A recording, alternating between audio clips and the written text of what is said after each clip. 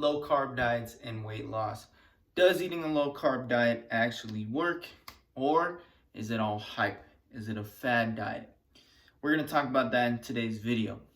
Okay, so we all know the last couple years have been all about low carb dieting, keto diet, and keeping carbohydrates low. People have talked about how grains are toxic and there's so many undigestible proteins and lectins or anti-nutrients in certain foods. So we hear all this from the keto crowd about insulin, right? Insulin. If you spike your insulin, then there's no way you can lose fat, right? And I'll say that to say this.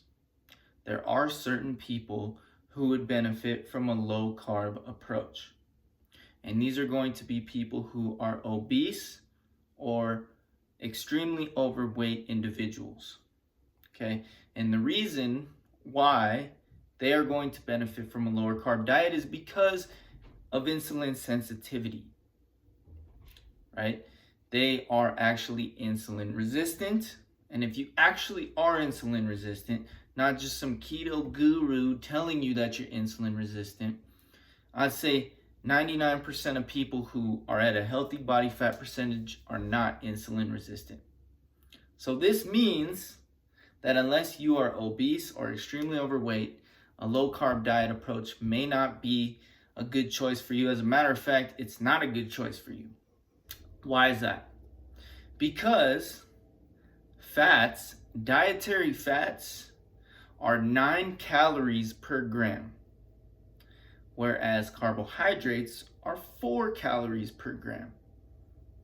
So it's more than double the amount of calories for a higher fat diet. And we know that in order to get lean, to be at a healthy body fat percentage, we need to be in a calorie deficit in order to lose weight, right? If you have some extra fat that you would like to lose, you need to be in a calorie deficit.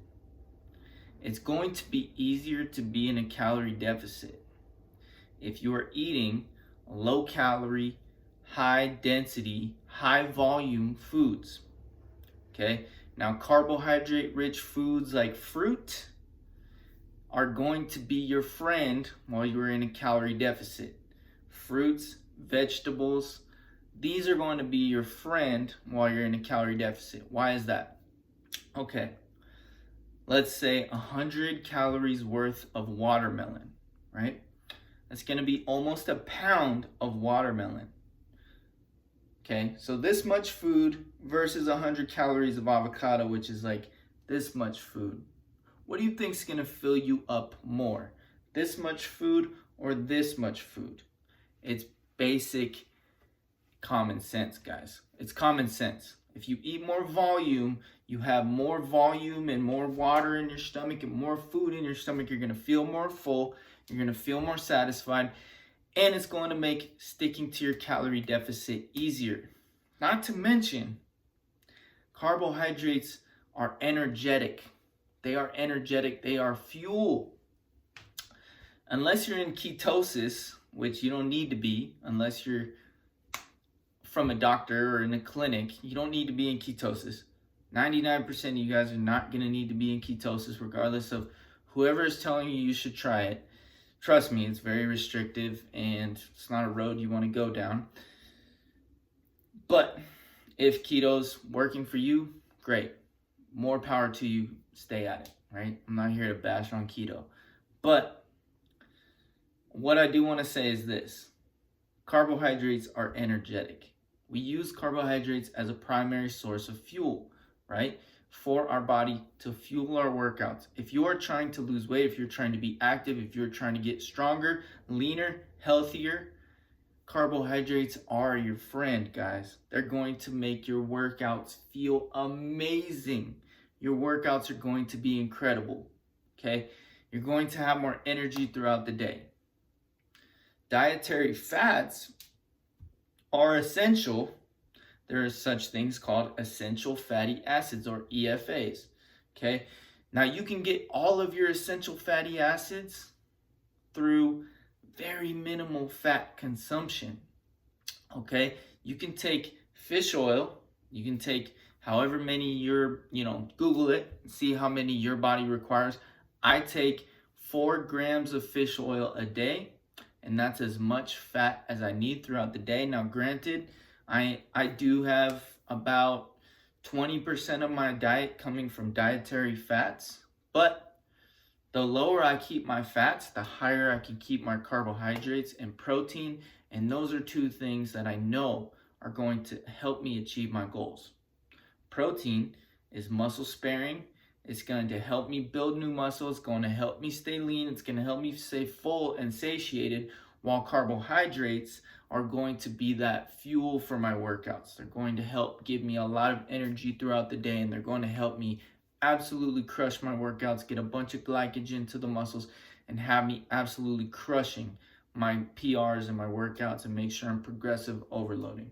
Okay, so if you haven't tried a high carb, lower fat diet, I'm not saying low fat as in no fat. You still need some essential fatty acids for hormonal health and for brain health. You still need fatty acids.